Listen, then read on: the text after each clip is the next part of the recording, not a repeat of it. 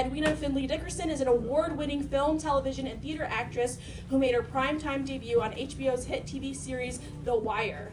While studying at NYU, Edwina received the Outstanding Artist and Scholar Award. She now stars in Amazon's The Power and is filming Shonda Rhimes' highly anticipated Netflix series, The Residents. She and her husband, Kelvin, are co-founders of Abundant Life U, a national nonprofit organization that empowers and equips young adults, artists, and leaders to discover their purpose and change the world. Viola Davis is a critically revered artist, activist, producer, philanthropist, and New York Times best-selling author. Davis has earned EGOT status through her Oscar, Emmy, Grammy, and multiple Tony wins. She was honored in 2017 by Time 100 as one of the world's most influential people and received the Cecil B. DeMille Honor at the 2025 Golden Globes. This summer, Viola was inducted into the Television Academy Hall of Fame. Now, please join me in welcoming Edwina and Viola.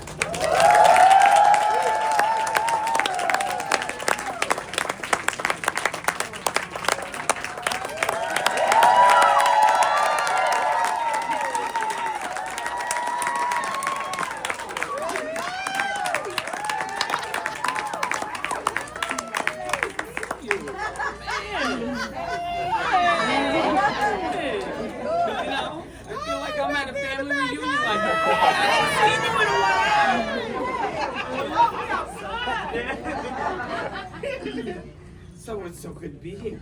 So good to be here with you, Viola. Yes. Ooh. Me and Edwina have a long history, y'all. You know, a long history of friendship, a long history of connection. A long history of connection. And so it just seems fitting that life has brought us here. And here's the thing about this book. I feel that this book has been festering, being nurtured in you for a long time. I do. I don't think it was just an idea that spurred, you know. I think this is your life. So here's the thing. I want to know how it festered. I want to know that first Genesis that happened. Genesis being a beautiful word. Her daughter's name, my goddaughter. You know, how it birthed in you. Yeah. Whew. Thank you all for being here tonight. Thank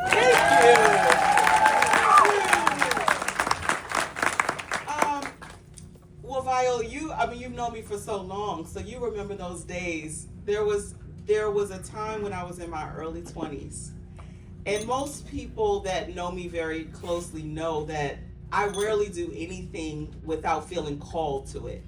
So almost everything starts as a calling, right? Mm-hmm. And I'll sort of answer the call, and that word calling actually derives from the word vocation, right? We think vocation, we think, oh, that's my job or that's my occupation. But really, vocation comes from that root word vocare, which means literally to call. And so years ago, I don't know if you remember this, I started the Edwina's Words of Wisdom. Do you remember that? Yeah. I would send out emails. Like once or twice a month, and I would write these inspirational columns, right? And I just wanted to bless people, and that was it. That's all I wanted to do was bless people. And I felt like there was something in me that was being moved to write, right? And to write and inspire. And you were one of those people all those years ago. I was probably 25, so it was just a year ago. But you were one of those people that kept emailing me back, and you were like, this is so inspiring. Keep it going. I feel so blessed. Yeah, you did. I'm glad I did that. Right. But that was encouragement for me as a young actress. I had just come out of NYU, and then after that, it just kept blossoming and growing. And that's one of the things I talk about in the book, too, that if you feel called to something, it doesn't have to be a book right away, right? It could be an email. It could be a text message that you send out every now and then, right? But something where you feel your calling is being manifested, even in small ways. And so ultimately it grew, and finally I started, anybody that really knows me knows I get all these prophecies, and I started receiving these prophecies that I'm supposed to write a book. But then it became, okay, what am I supposed to write about? and ultimately I ended up at Oprah's 2020 Life in Focus tour. It was February 29th, 2025. Mm-hmm. And meanwhile, 2020, February 29th, 2020. And you all remember just after that, the whole world shut down, right? But we were just like so full of vision, like, let's go. But she was talking about manifestation, and she was talking about how to change the world. And she said, it's just one life to one life. People think that you have to create a school in Africa, something huge. But it's just one life to one life. And then she looked out in the crowd and she said, isn't that right, Edwina? Edwina Findley is here. And it was something about that moment that just arrested me, right? And afterward, one of her team members came over to me and said, you're such a manifester, right? Like you get all these prophecies and, you see these visions and then they come to pass exactly like you see them. How do you do that? And I said, oh, it's God. But she said, no, but how do you do that? What do you do? And then it became, oh, you know what? There actually is a methodology. If I lean into what has this process looked like.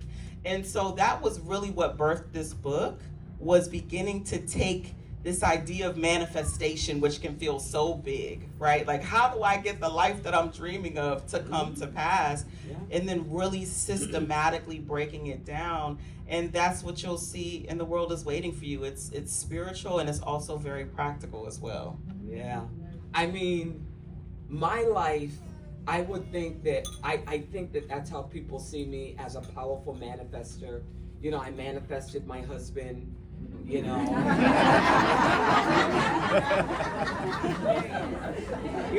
on my knees,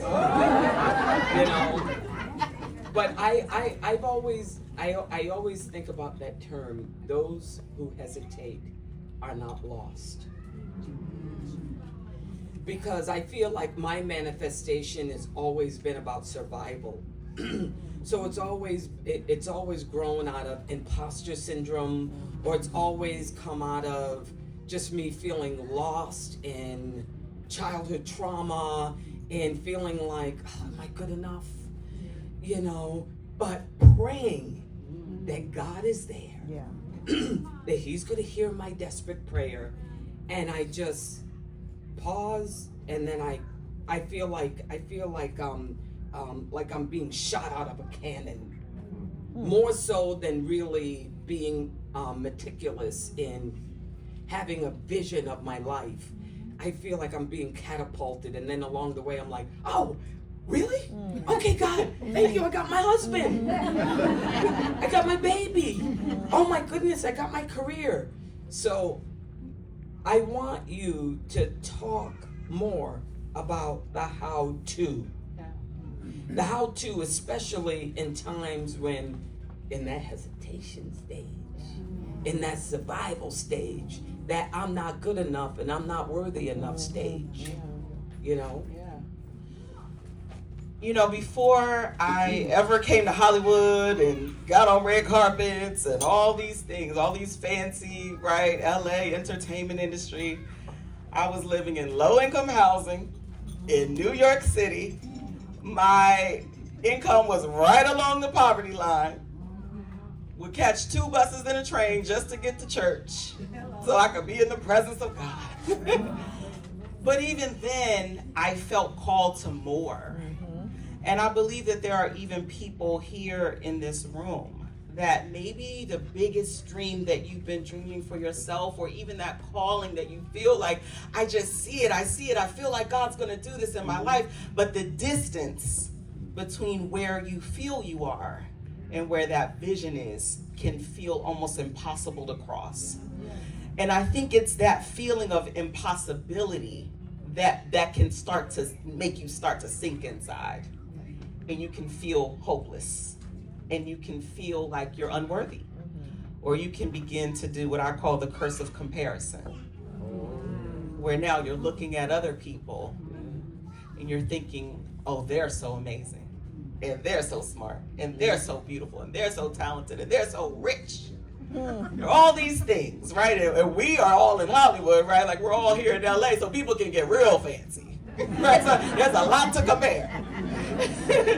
You know, but it's like when you do that, then you start to feel even smaller.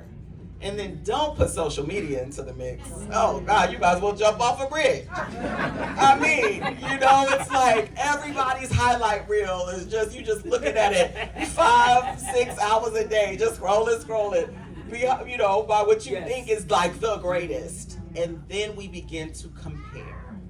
But I think we have to, first of all, lock in and have an identity and an expectation of ourselves that transcends our current circumstance. Yeah.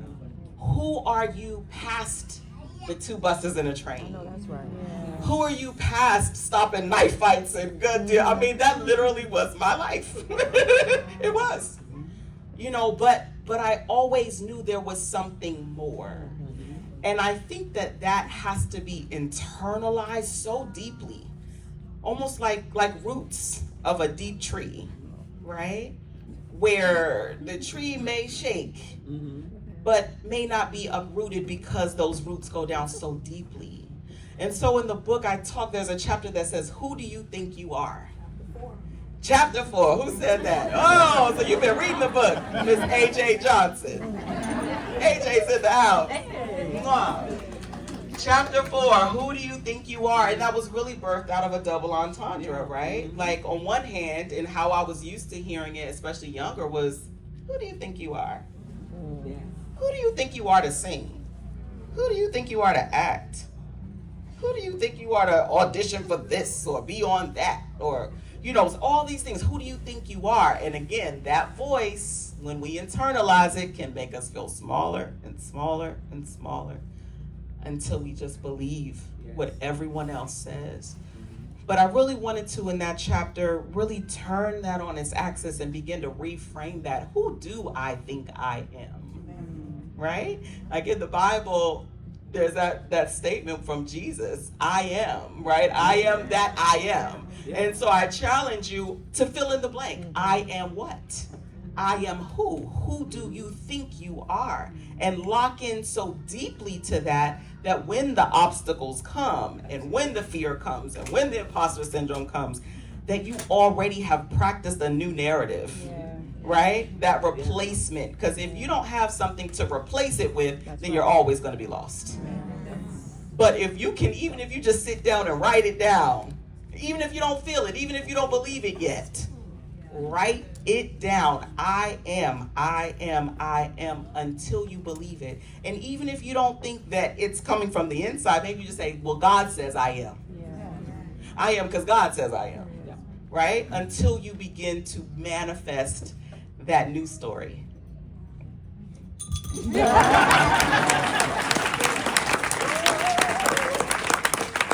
know, it's just a new thought in me that your thoughts, especially negative thoughts, let me say negative thoughts, are not real.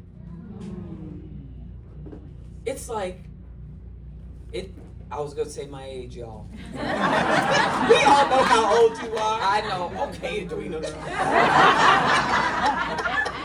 But I was going to say, it's just been recently that I'm like, you can actually lie to yourself. Like you just said, you can replace whatever the world says has defined you as your thoughts. Embrace them as truth.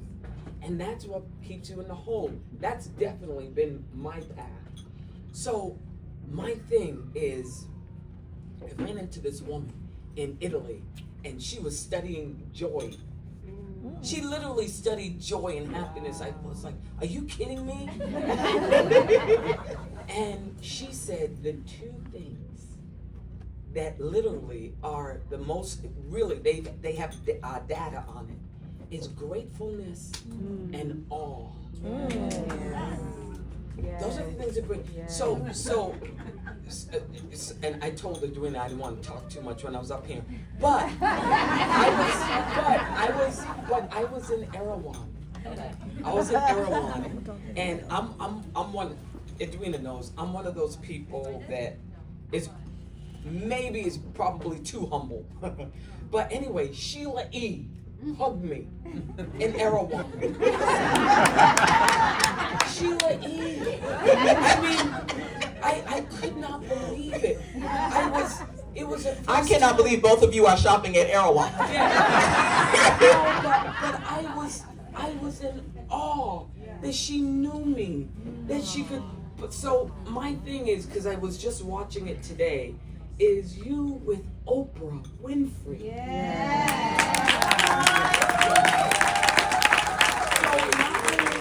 So not only do you write a book, but listen, Oprah is if it doesn't land in terms with Oprah, she's a reader.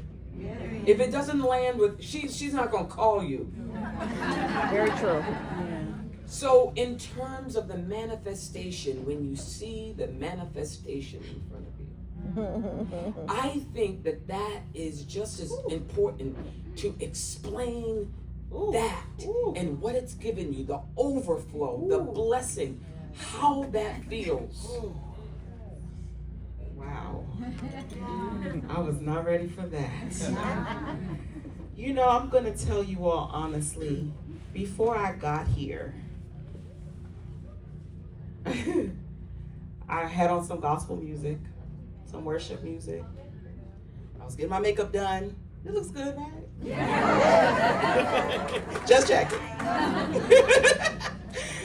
And all of a sudden, this sense of awe came over me.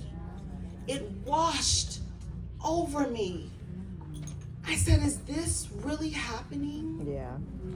Because listen, you guys, I remember 5/20/2008. I was invited to come here to speak at a conference, and I was still living in low-income housing. I was still broke, right? But I was abundant in faith, and I was abundant in vision. And I realized that, you know what, your life circumstance is not determined by your bank account. It's not determined by your occupation. It's not determined by are you employed or unemployed right now. It's not based on current circumstances. And yet you live with that, right? You live with the reality of it, but you also struggle so that it won't define you. And a friend of mine, while I was here, invited me to the top of Runyon Canyon. I had never heard of Runyon Canyon. I'm like, oh, wait, we don't hike in New York City. What we doing, where we coming? But, you know, we're hiking, get to the top. And I said, oh my, you know, I felt, again, that sense of awe overlooking the city. And in my spirit, I literally heard God say, you're overlooking your promised land. This is the promised land. And then there was this one sign in the distance that was calling my attention. I couldn't make out all the words, but I kept squinting. I had my friend from NYU, you know, I'm like, can you make out that sign? I'm about to throw him down the hill, trying to get him to read this sign. And he said, why out of everything we can see up here, are you so fixated on this sign? I said, I don't know, but there's something about this calling me. Well, 2 days later, I'm walking down the street, and my camera flashes all by itself, and it takes a picture. The girlfriend that was with me is stunned. I'm stunned. How did that happen? And we turned the camera over, and it was the sign that I struggled to see from the top of Runyon Canyon 2 days prior. And it was up close and perfectly framed in my camera. And it said, from Harlem to Hollywood, you're a star. Congratulations. So you'll notice when you all get your books, chapter 1 is from Harlem to Hollywood. But what was amazing about that is that the next day, what did I have to do? Go back to reality, right? I get back in my apartment, and I remembered that my uncle, who was a wonderful pastor, Uncle Howard, he had prophesied to me just before I took my trip, but I could not remember what he said, and then I remembered I recorded it. He prophesied to me that God was about to send me to Hollywood, and what God wanted me to know, scriptures, instructions, everything. I get here, shortly thereafter, I find myself living with this woman who took me in as a young actress. But fast forward to now, I've written this book. I go to Oprah's house, I'm invited to Oprah's house, and the first thing she says is, "Welcome to the promised land." She literally has called her property the promised land.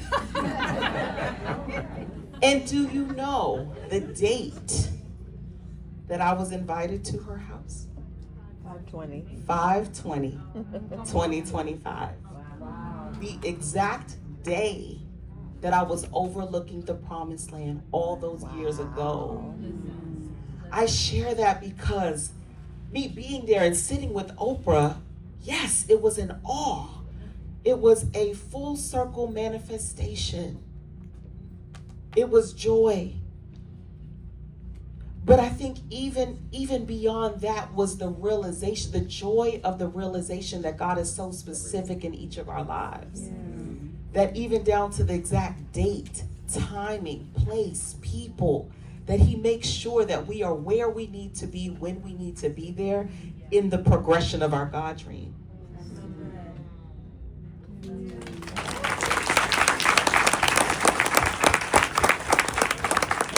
And so, it's like my mom said back in the day when someone said, "Mrs. Davis, did you know that, how did you feel when your daughter decided she wanted to be an actress?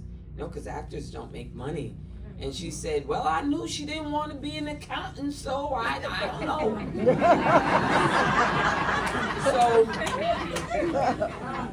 But Academy Award winning.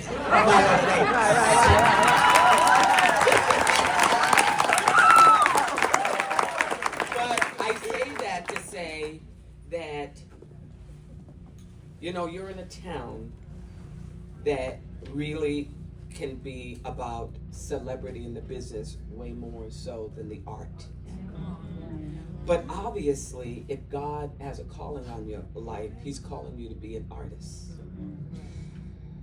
Okay? He's calling you to channel these other human beings. A lot of these human beings who don't believe in themselves, who don't feel a sense of self-worth, who may not even believe in God. I'm just saying, I'm always interested in the process that artists have, why they wanted to become an artist, what their thing is. Because some people, when they want to be an artist, the first thing they do when they have a character is they lose weight and they think about what wig they're gonna wear. So Facts. Y'all know what I mean. I'm not trying to be a hater or anything, seriously. But I think as much as we can, because I'm a Puritan in terms of art. Is I want you to talk about that. How God called you to be specifically an artist, and how you are going to leave something in people as an artist. In people, not just for people, in them.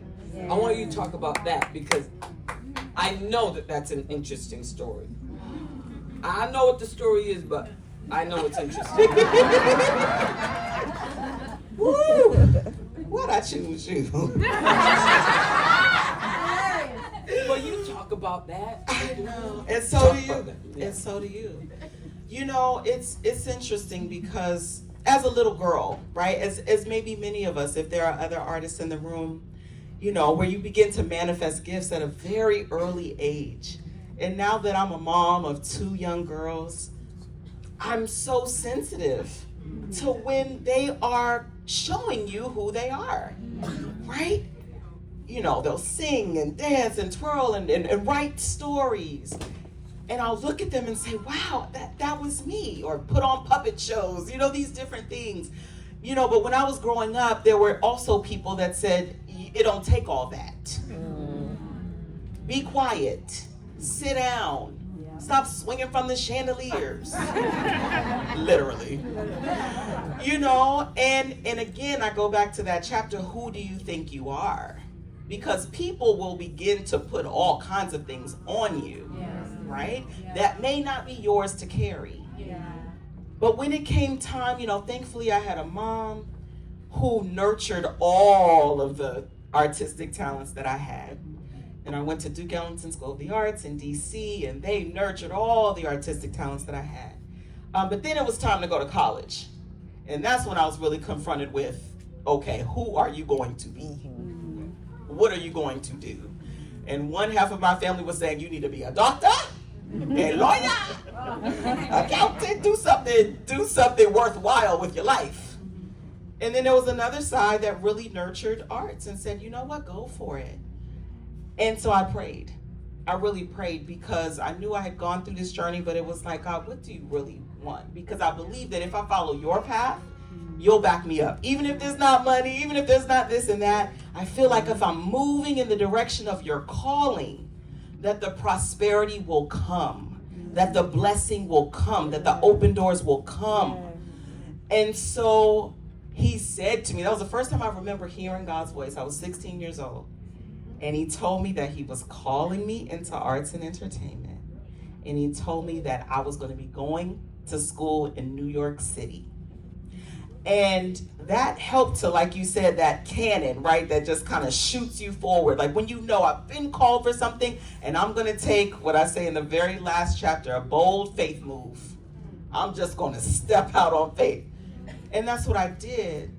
But the process of becoming an artist has been so beautiful because what it's done is it's created a depth and well of empathy in my life, of compassion, of curiosity, right? People that I may have judged, or you may have judged, or you may have criticized, or you may have looked down upon, where now it's your job to step into their shoes.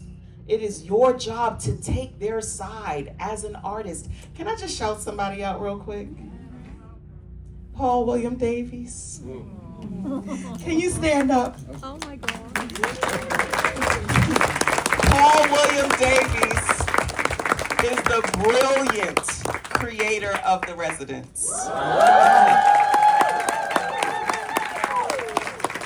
The brilliant writer and creator of The Residents. I love you, Paul. When I first read his writing of Sheila, I felt that feeling that you described as an artist. I felt, here is this woman that people may have looked over, judged. She's an alcoholic, she's a chain smoker, she's all these things. All the things. And yet the layers and levels of vulnerability, right, and of reality. And when I first had a meeting with Paul, I said, I know her. I want to play her. I want to honor her experience in this life. And I feel like that's a part of the calling of an artist, is to honor others, is to honor the spirit and the soul, right? Who we are, whether it's music. I have a beautiful musician friend here, Damian Sneed, who flew in from New York. You know, whether it's music, whether it's dance, whether it's poetry, whether it's writing, whether it's directing, or whether it's acting, right? We have a chance to move people's spirits and souls and represent people's spirits and souls. And I think that that's a very divine calling, and I'm grateful to be a part of it.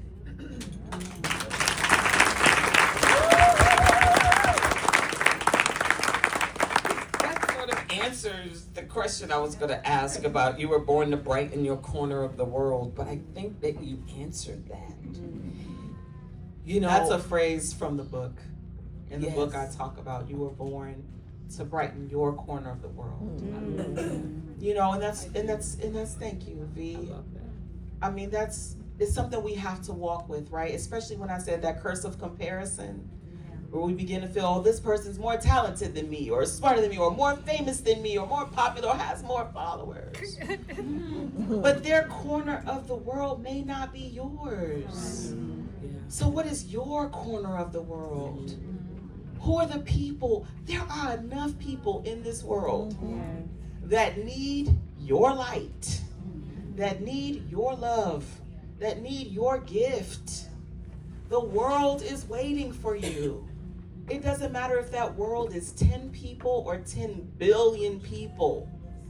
You were born to brighten your corner of the world. So light it up. Light it up.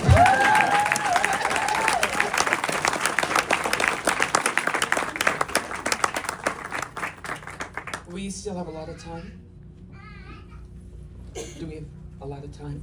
So I can ask a question that I want to ask? Okay, I'm going to go. Yes, ma'am, for you, Miss Viola, because you can ask the question. Well, I think that this is deeply personal. I think that when you're constantly out there telling your story, I think you begin to hear it, right? You begin to hear your story in another way, and it can start affecting you. I always say in a good way. Turn your phone. I was gonna say that. Don't make me come over. Turn it off. Excuse me. Take two. What I was gonna say is, I don't know. Every time I look at Edwina, you know, I don't know why I see a little girl. You know, Edwina lived with me for a while too. I mean, I see her as a little girl. But I remember someone telling me that I said, I feel little Viola needs to be healed. And this person said, I think little Viola was fantastic. She was bold. She was a survivor. I think it's the 50, that's when I was 55-year-old. I think the 55-year-old Viola needs, you know. I'm wondering what little Edwina is saying now. I do. I just feel like the little girl or the little boy in us is always following us. That there's a gift that God, you know, I'm sorry, I really promised myself I wouldn't talk a lot. But I always see life as a relay race. And we have a dash of time, right? Really, a dash of time. And I always saw it as a relay race, and I always say, your legacy is to pass a baton to the next great runner, who's gonna pass a baton to the next great runner. That's your legacy. But I think that each of those runners are different stages of our lives. It's the young Edwina. It's the 14-year-old Edwina. It's the 25. I ain't gonna say your age either. But I bet not.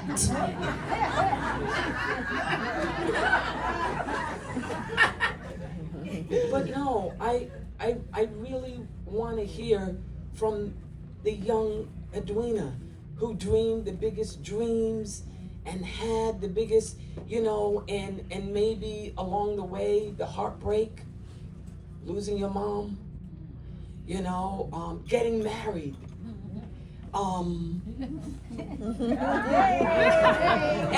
I mean, whatever that is, I'm always, every time I look at someone, I'm looking at them as the little boy or the little girl. Sometimes I see them clearly, sometimes I don't. But I see you really clearly. I see that play, that awe, wonder, but I want to hear about that. Yeah. Such a good question. You know, literally on the ride here, right? Viola and I were in a chauffeured vehicle, moving through the streets of Hollywood. And I'm sitting here like, am I sitting next to the Viola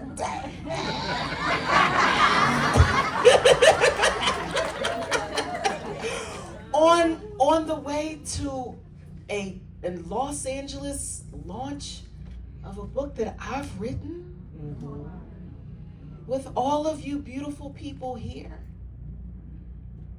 And I thought back to those days of creative writing, 5 and 6 years old, and having these dreams of being an artist, being an actor, while also experiencing very real obstacles, right? And like you said, there's trauma too. And there's trauma in a lot of our stories. With you brought up my mom. She was a beautiful mom. Her name was Rose. And you'll see, yes. And you'll see when you read the book is dedicated to her, my mother Rose. 2 of her sisters are here tonight, Iris and Aunt Bonnie, Yvonne, right here on the front row.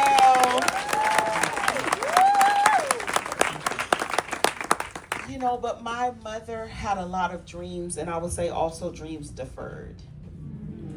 She was extremely talented, extremely beautiful, had a wonderful voice. She was a writer. And in fact, when she passed away, and I went to the house and, went through, and I'm an only child, so it was all on me to pack up everything and go through everything. And if you all have lost anybody close, I see some of you shaking your head. You know that feeling, you know that experience, and it's hard. When I packed up her things, it literally totaled up to 100 pounds of writing that she had done, because her dream was to write a book. Wow. And she would take me with her literally to all kinds of different states. She was writing about Black history and Black towns, because our family after slavery founded a Black town called Allensworth. That's actually here in California. And so when I was young, she would take me to the town. We would see, great grandparents' homes, and it was all actually preserved. But she also would take me to places that owned us. So we would go to North Carolina. We found bills of sale. We found plantations where our family was actually owned. And she taught me from a young age, to use whatever you have, whatever gift you've been given, to use it in service of a greater purpose. And so the fact that she was not able to come out of this life having fully manifested the vision that she had, I shipped those 100 pounds of writings to myself here in California. And I saw in her will that she asked me, will you please, I didn't know it until after she passed, she said, will you please do something? Will you please create a work of art? A book, a something, a documentary, something. And so often when I think about my younger self that looked so much up to my mommy Rose, well, now I have a daughter, Victoria Rose. And now I have London Joy.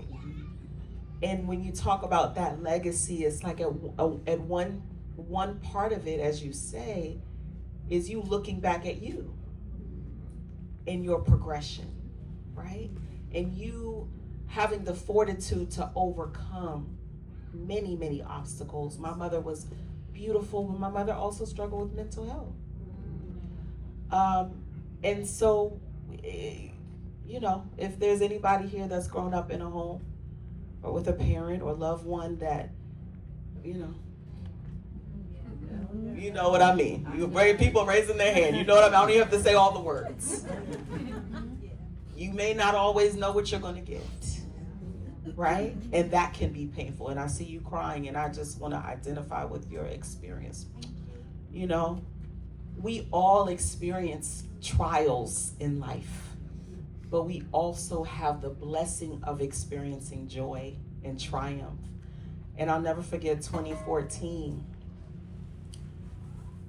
It was like the best of times and the worst of times. A lot of people say, why do I have to go through this? Why do I have to go through this, right? And like, I want joy, but then sometimes I'm finding my joy, and then there's this pain too, right? There's this pain in the midst of joy. And so during this time, it was like one of these big times of my career, and now here I am on the Oprah Winfrey Network. We're about to launch and working with Tyler Perry and filming, and it was my very first series regular role. I was so excited. My life was changing. I was working with Kevin Hart and Will Ferrell, and all these things were happening, big premieres.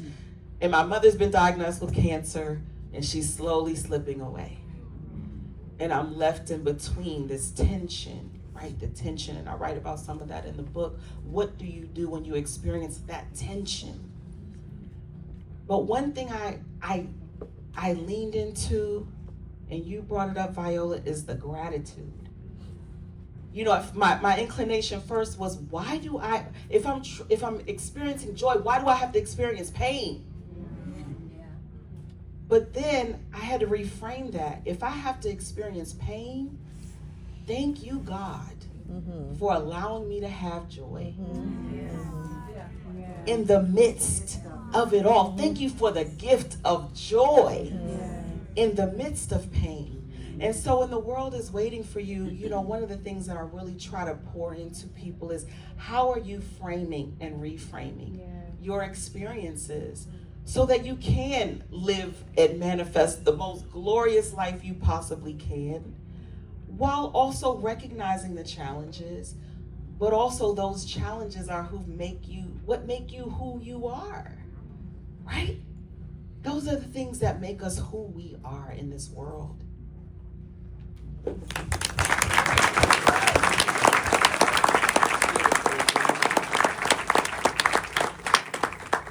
It's like, sometimes, we look at parents who have, unfinished books or, may not have, really hit that dream, and, you realize that you were their dream. Aww. You are your mama's dream. And, the thing about it, Edwina, is your book is a gift. You know that. Your book is an elixir. It's like, we may laugh about this later, but it's like I talk about with the hero's journey, is you do get a call to adventure in your life. We're all born into a world where we simply don't fit in, where we feel something is amiss. I'm bigger than this. Something is calling me. And so you obviously had a calling on your life. You go through this journey, you slay dragons with living in, the hood. And a challenging income, and, you have all of this, but you got the elixir. And then when you get the elixir, you piggyback and you share it with others in that world that you left behind. I think that you have this with this book. I think that it really is a gift. Sometimes a book is always great. Really, it's always great. If you really write a book, it's wonderful or whatever, but sometimes some books are transcendent. And I want you to talk about that. God can give you the job and you get that money. You ain't downplaying that money. The health insurance, y'all, is so you hear me? I tell my mentees all the time, don't downplay that money. She does. I'm a living witness, she does. But sometimes you have a book and it does all of it. You got the book, look at this. You got the people, you got their ear, you got their hearts. You got a book, Oprah, Good Morning America. Viola. And Edwina, everyone, give it up for Viola and Edwina tonight.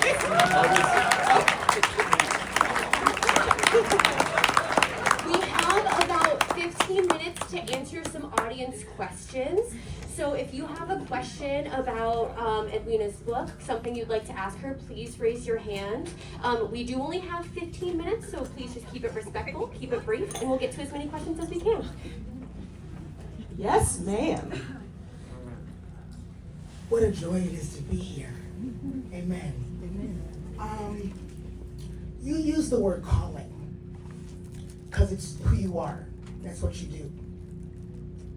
But that's not it for everybody. So can you talk a little bit about your process and how you know the difference between what you want and what God calls you to? That's a good question. Good That's question. Leave it to AJ to ask those deep questions. I wish I had asked that question. Yeah. How much time do you have? No, thankfully you have the book because I write all about that in the book. There's a whole chapter that's called Unlock Your Calling. Unlock Your Calling. And there are very specific questions that you go down, right? Because that is a part of the challenge. We don't always know, is this my dream or is this God's dream? And I find that the bridge between those two things is surrender. Is when you're literally willing to let it all go. And if you all saw the interview that I had recently with Oprah, there was a point where she asked me about surrender. And then she had her hands open and I said, ooh, the way your hands are open right now, that universal symbol of surrender, where you allow yourself to release whatever you've been holding on to that may not serve you or that may just not be a part of your path. But it also allows you to receive with those open hands what God has for you that no one can take away. So, one of the most basic ways that I talk about calling is that nudge, that pull that you feel on a regular basis. Does anybody, just a show of hands, does anybody feel that when you're walking through life, that you're called to do something specific that you haven't done yet? Yeah. Or that you haven't finished yet? Yeah. And there's something about it that's very convicting. Yeah. It's like it won't let you rest. Yeah. There's more. There's more. I'm supposed to do this. I haven't been doing it, but I'm supposed to. And you said right now. She said right now. You know that feeling. And I believe that feeling is God. That feeling is God pulling you toward your calling. Is literally drawing it out of you. And it's an invitation. Are you going to go on this adventure with God toward your God dream? Are you going to stop? Are you going to let your thoughts and other people's negative, perspectives become yours? Listen, I share this story now freely, and I shared in the book how when I was living in New York City and had this big dream, my agents told me, Hollywood is for beautiful people. You will never make it there. Do not go to Hollywood. It is for beautiful people. And they drilled that into me for years. And so I believed it. It was not until my camera took that Harlem to Hollywood. You're a star. Congratulations. And now I have another voice that's contending with the voices that I've internalized. Don't make me start. Don't get me started in here. Don't get me started in here. Listen, read the book. You'll find out more. But, I'm just saying, as far as your calling, pay attention to that nudge. Pay attention to what is pulling on you that you're supposed to move in the direction of, and don't let fear hold you back. Amen.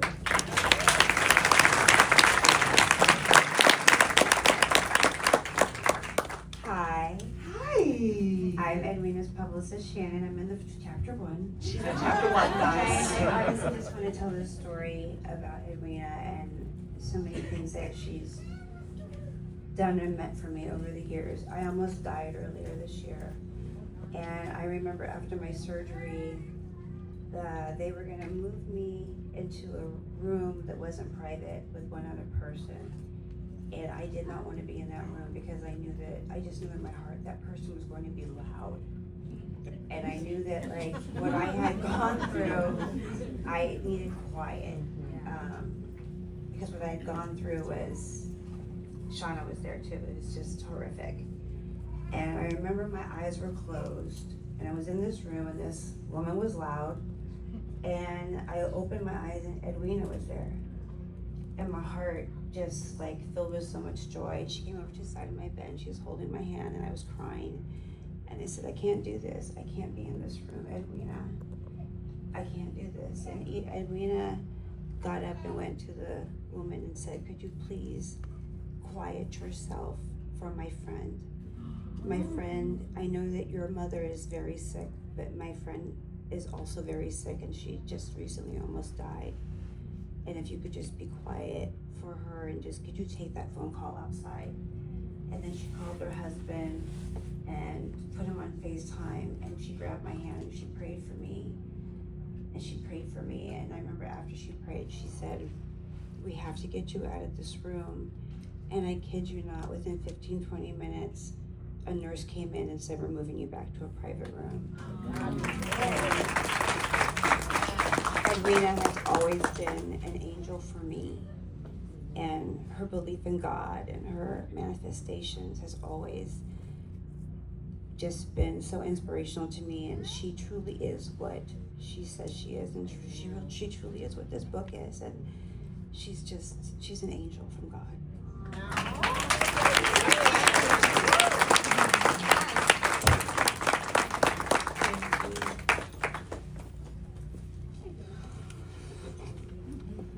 Hello, my name is Keon Thomas Hill. I'm an actor, writer, and producer. But first of all, about the age thing, you both look 23 to me. Thank you.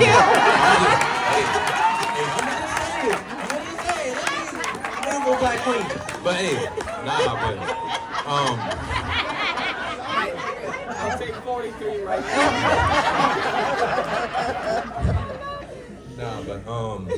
I wanted to just first of all say thank you. Everything you said is inspiring me. So when we talk about social media and how it was, back in the day and different things, I just kind of wanted to hear your opinion on how it's changing, and just hear words on how you can, what is your advice for young filmmakers or young people compared to like your life and how it was back then trying to break in versus now, because it's a very I'm different age. 23.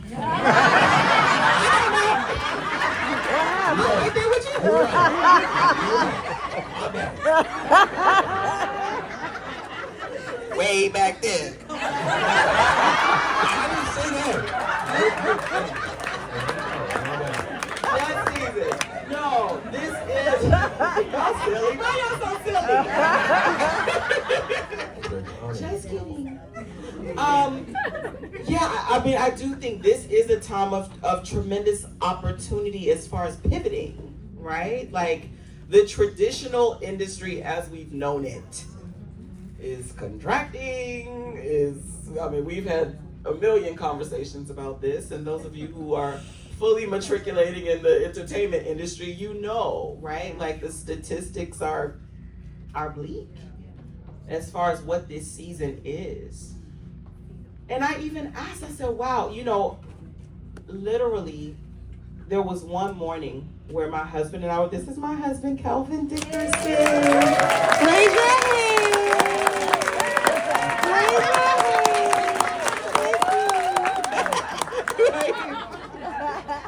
There was one morning where my husband and I were praying, and he burst out of the prayer, and he's normally a very calm, cool, collected. If anybody's ever met him or knows him, he's normally a very calm, steady person. But he burst out of the prayer, and he said, God is saying, write your book and write it now. There was a sense of urgency on it. Write your book and write it now. And I just jolted. And so I knew, okay, this is a calling, right? This is beyond, this is not a vanity project. This isn't, I just want to add author to my name. I was busy, okay? I was filming The Residents. We were like in production. I literally, you all didn't know that at the time, but in my trailer, during lunch, in the morning, before taking the kids to school and heading over to set, I was writing and writing and writing and writing and writing. because I felt a sense of urgency around that calling. Well, the same day that he's praying and says this to me, a woman named Amy McConnell, who I've never met to this day, who lives in Nashville, Tennessee, calls me out of the blue and said, God told me to call you and ask you what's the status of your book. What? I almost crashed my car. What's the status of your book?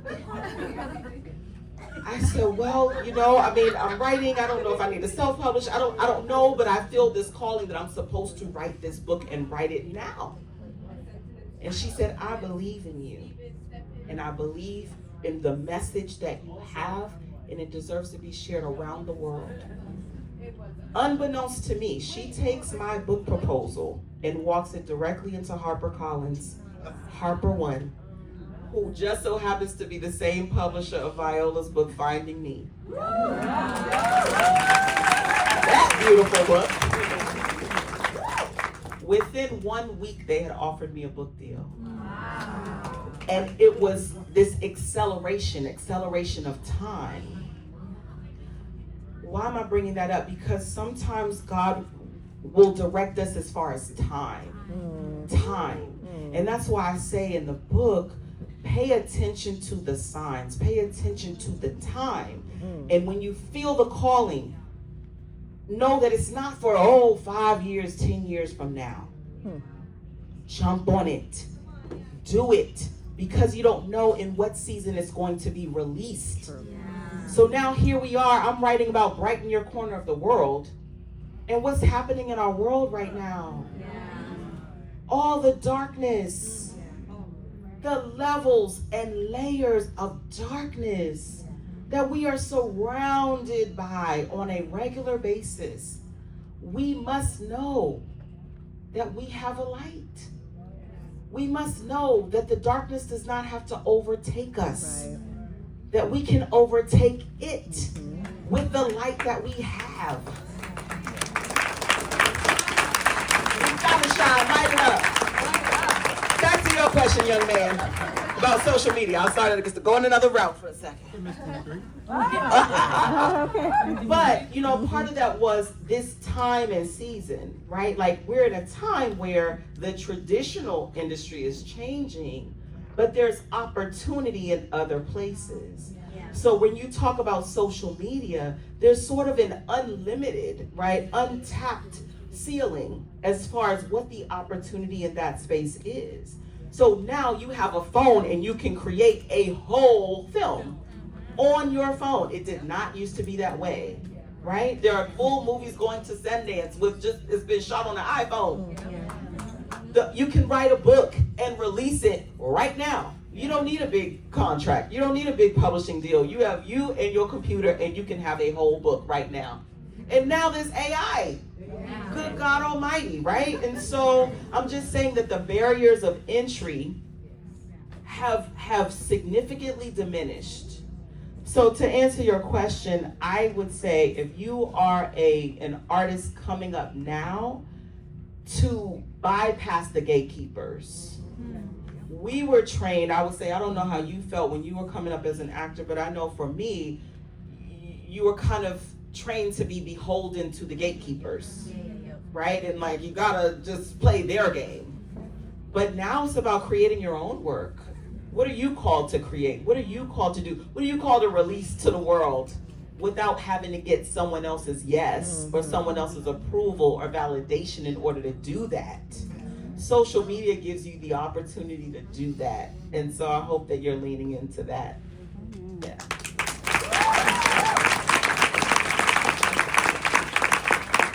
Well, those were excellent questions and even better answers. So thank you for your wisdom. Thank you for everything. Everyone give it up for Edwina this evening.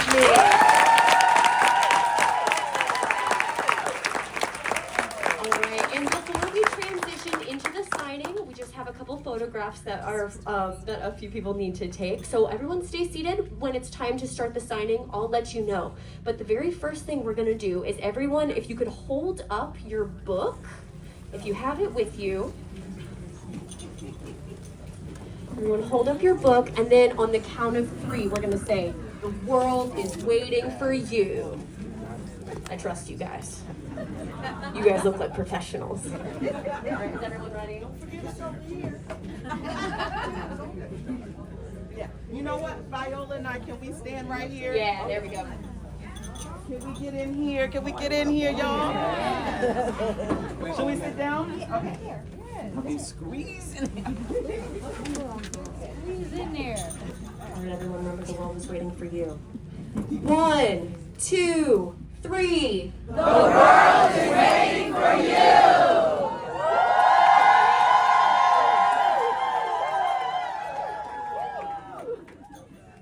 You guys are professionals. Look at that.